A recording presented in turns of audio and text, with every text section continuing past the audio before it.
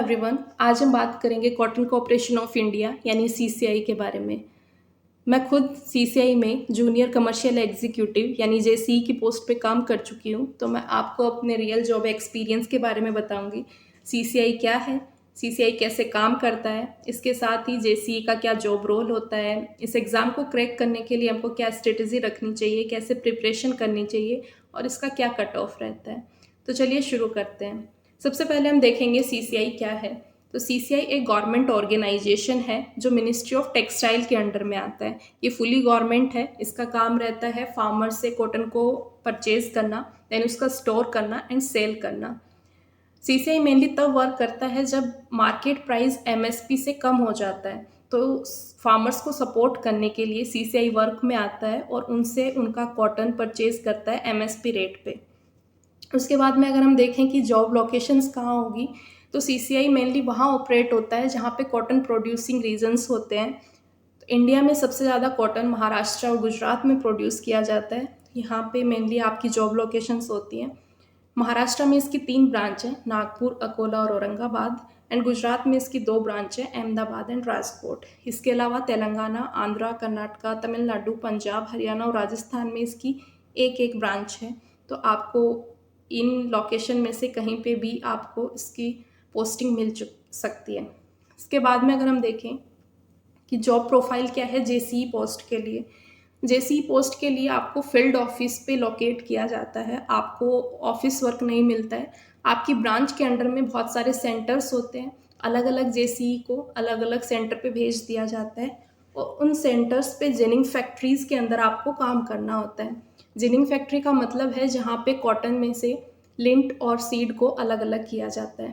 ये ginning factories private होती हैं, इनके प्राइवेट ओनर होते हैं जो सीसीआई के साथ मिलके काम करते हैं। आपका वहाँ पे काम रहता है फार्मर्स के कॉटन को परचेज करना, उसकी क्वालिटी देखना, उसका बिलिंग करना, डॉक्यूमेंटेशन करना, रिकॉर्ड्स को मेंटेन रखना एंड कॉटन की जिनिंग करवाना। ध्यान रखना कि क्वालिटी के साथ कोई छेड़खानी न हो, जिनिंग अच्छे से हो और अच्छे से उसकी बेल्स तैयार हों। उसके बाद में आपका काम है उसे गोडाउन पे पहुंचा देना। ये सारा जेसीई का काम होता है ऑन सीजन। ऑन सीजन का मतलब है जब कॉटन की हार्वेस्टिंग चल रही होती है, तो ये मेनली अक्टूबर से मार्च अप्रैल तक चलता है। उसके बाद में ऑफ सीजन में जेसीई की पोस्टिंग कर दी जाती है गोडाउंस पे। सीडब्ल्यूसी के गोडाउंस होते हैं जिनको सीसीआई रेंट पे लेके रखता है, वहाँ पे आपकी पोस्टिंग कर दी जाएगी और आपका वहाँ पे काम होगा बेल्स की डिस्पैचिंग करना और उनको सेल करना। तो मेनली लोड रहता है ऑन सीजन में, तब 24 आवर्स ऑलमोस्ट ड्यूटी रहती है क्योंकि फार्मर्स हैं कभी भी आते हैं अपना कॉटन सेल करने के लिए और हमको परचेज़ करना होता है। गोडाउंस पे इतना ज़्यादा काम होता नहीं है। उसके बाद में अगर हम देखें सैलरी और बेनिफिट्स की, तो पे स्केल इसका 22,000 से 90,000 है और कुछ अलावेंसेस दिए जाते हैं। मैंने आपके रेफरेंस के लिए अपना सैलरी स्लिप यहाँ पे अटैच कर दिया है। तो इसमें अगर हम देखें बेसिक पे 22,000 रुपये है और इसके बाद में अलाउंस से जुड़ने के बाद ग्रॉस सैलरी आपकी बनती है 40,292 रुपये, जो डिडक्शन के बाद में नेट सैलरी बनती है 36,138 रुपये। तो आपको जो सैलरी का मैसेज आता है वो आपको आएगा 36,138 रुपये। बहुत ज़्यादा अलाउंसेस सीसीआई देती नहीं है। इसके अलावा आपको एक हेल्थ बेनिफिट और मिलता है, दैट्स इट। उसके बाद में अगर बात करें कट ऑफ की, तो सीसीआई कट ऑफ रिलीज़ करता नहीं है नॉर्मली, लेकिन आरटीआई का रिप्लाई वो लोग देते हैं। तो किसी ने अगर आरटीआई रेज़ की तो उसमें रिप्लाई में वो उसका स्कोर और कट ऑफ बता देते हैं। तो ये आरटीआई के रिप्लाई से पता चला है कि इतनी कट ऑफ लास्ट ईयर गई थी सीसीआई की जेसीई पोस्ट के लिए, 95 आउट ऑफ 120, अच्छी खासी हाई कट ऑफ है। तो उसी हिसाब से आपको प्रिपरेशन करनी होगी। इतनी हाई कट ऑफ जाने का रीज़न रहता है, एक इसका पोस्टिंग वैकेंसी जो है वो कम आती है, जैसे इस बार 125 वैकेंसी ओनली है। एंड दूसरा रीज़न है इसका थोड़ा पेपर मॉडरेट लेवल का रहता है, ज़्यादा डिफ़िकल्ट इसका पेपर आता है नहीं। इसके बाद में अगर हम देखें एग्ज़ाम पैटर्न और सिलेबस, एग्ज़ाम पैटर्न इसका है 120 क्वेश्चंस, 120 मार्क्स और 1/4 नेगेटिव मार्किंग होती है। 5 सेक्शन इसमें आते हैं, English, reasoning, quant, GK and agriculture. English, reasoning और क्वांट की अगर बात करें तो ये एकदम नॉर्मल लेवल की आती हैं, बहुत ज़्यादा हाई फाई क्वेश्चंस इससे नहीं पूछे जाते हैं। जो टॉपिक्स आपको यहाँ पे लिखे हुए दिख रहे हैं उन्हीं से क्वेश्चंस पूछे जाएंगे और एकदम नॉर्मल लेवल के पूछे जाएंगे। अच्छा खासा टाइमिंग मिलता है तो अच्छे से सॉल्व हो जाते हैं ये। तो कोशिश करें इनमें 15 आउट ऑफ 15 आप हर सब्जेक्ट में ले सकें, क्योंकि कट ऑफ हाई है तो हमको कवर करना ही पड़ेगा इनको। उसके बाद में अगर बात करें जीके की, तो एग्रीकल्चर वाले बच्चों के लिए जीके एक बड़ी आफत हो जाता है, क्योंकि नॉर्मली एग्रीकल्चर वाले बच्चे जीके पढ़ते नहीं हैं। तो इसको कवर करने के लिए क्या करें, सबसे पहले करंट अफेयर्स का ध्यान रखें। करंट अफेयर्स में नॉर्मली क्वेश्चंस पूछे जाते हैं साइंटिफिक रिसर्च, अवार्ड और स्पोर्ट्स के बारे में। अभी रिसेंट में जो स्पोर्ट चल रहा है, जो अवार्ड मिले हैं, जो रिसर्च चल रही है, उनको अच्छे से कवर कर लें, उनसे आपको डेफिनेटली क्वेश्चन देखने को मिलेगा। जैसे अभी आईपीएल चल रहा है तो मोस्ट प्रोबेबली आपको उससे क्वेश्चन देखने को मिल जाएगा। उसके बाद में आप क्या करें, जो प्रीवियस ईयर क्वेश्चन पेपर है उसमें से जीके के क्वेश्चन देखें, देन रेफरेंस लें कि वो किस टॉपिक से पूछे गए हैं। जैसे अगर ज्योग्राफी में रिवर से क्वेश्चन पूछा गया है तो आप रिवर के बारे में यूट्यूब पे सर्च करके उससे अच्छे से पढ़ लें। जैसे डैम से पूछा गया है तो आप डैम्स के बारे में पूछ लें।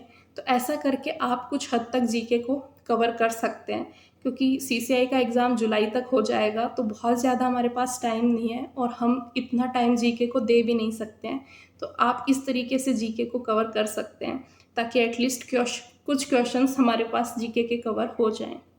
उसके बाद में अगर बात करें एग्रीकल्चर की, तो 60 मार्क्स 60 क्वेश्चंस आते हैं। अच्छा खासा वेटेज ये लेके जाता है, ऑलमोस्ट हाफ जो है वो हमको एग्रीकल्चर से ही देखने को मिल रहा है इसका वेटेज। तो इसको बहुत अच्छे से कवर करना है। इसके सारे टॉपिक्स को हम देखें तो agriculture marketing, trade and practice, इससे आपको मिनिमम एक क्वेश्चन देखने को मिल जाएगा। छोटा सा टॉपिक है मार्केट का, उससे अच्छे से कवर कर लीजिए। उसके बाद में farm power and machinery, engineering बहुत ज़्यादा डीप से नहीं पूछा जाएगा, एकदम सरफेस से क्वेश्चन पूछे जाते हैं इंजीनियरिंग से, लेकिन आपको 3 से 4 क्वेश्चन इंजीनियरिंग के देखने को मिल जाते हैं। देन एग्रीकल्चरल एंटोमोलॉजी सबसे ज़्यादा पोर्शन कवर करता है, तो वो है एंटोमोलॉजी। एंटोमोलॉजी को अच्छे से कवर करना है। इसमें आपको इंसेक्ट के बारे में, इंसेक्टिसाइड, जो भी आपके क्रॉप के अंदर इंसेक्ट लगते हैं उनका क्या मैनेजमेंट है, उनको कैसे अच्छे से कंट्रोल किया जा सकता है, ये सब कुछ आपको पढ़ना है। उसके बाद में crop pest and their management, मतलब पैथोलॉजी का भी सेम आपको कवर करना है। Then agriculture microbiology and soil microbiology, soil science इसमें नहीं पूछी जाती है, सिर्फ माइक्रोबायोलॉजी पूछी जाती है, मतलब माइक्रो ऑर्गेनिजम्स, यानी आपको एल्गी, बैक्टीरिया, फंगी, जो भी सॉइल के अंदर या एग्रीकल्चर से रिलेटेड है उनको पढ़ना है। बायो फर्टिलाइज़र टॉपिक इसमें आपको बहुत अच्छे से कवर कर लेना है। नाइट्रोजन साइकिल, नाइट्रोजन फिक्सेशन, ये सब कुछ से क्वेश्चन पूछे जाते हैं। Then principles of agricultural agronomy and field crops, principle of agricultural agronomy में बेसिक एग्रोनॉमी पूछी जाती है और फील्ड क्रॉप्स से अच्छा खासा पोर्शन कवर होता है। सबसे ज़्यादा क्वेश्चंस आपको एग्रोनॉमी से देखने को मिलेंगे और उसके बाद में एंड टू एंड पैथो से। तो इन तीनों को बहुत अच्छे से कवर करके बार बार रिवाइज कर लें।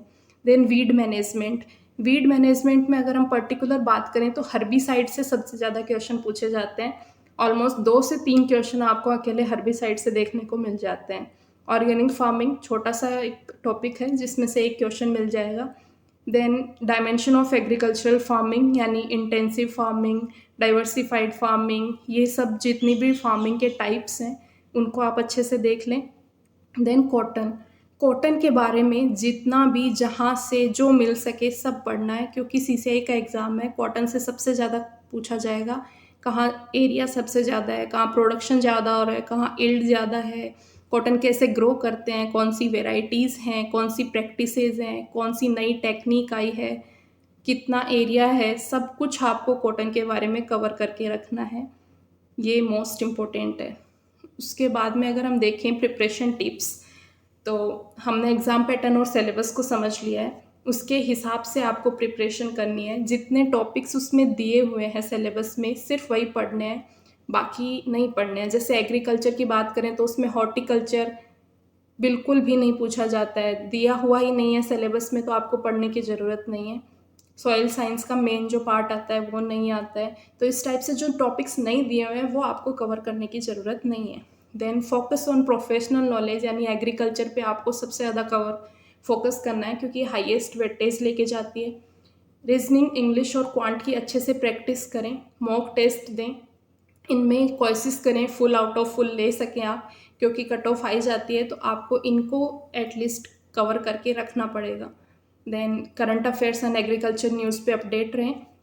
इसके लिए आप न्यूज़पेपर भी पढ़ सकते हैं, टीवी देख सकते हैं, एग्रीकल्चर की छोटी छोटी कटिंग्स आती हैं आप वो पढ़ सकते हैं। Then previous year questions paper, previous year papers जो हैं उनको अच्छे से अटेम्प्ट कर लें। कई बार इनमें प्रीवियस ईयर से क्वेश्चंस रिपीट हो जाते हैं, तो बाद में ऐसा धोखा ना हो कि मैंने क्यों नहीं कवर किया। और इसके अलावा प्रीवियस ईयर पेपर जो हैं उनको एनालाइज करें, देखें किस हिसाब से क्वेश्चंस पूछे जा रहे हैं और उस हिसाब से तैयारी करें।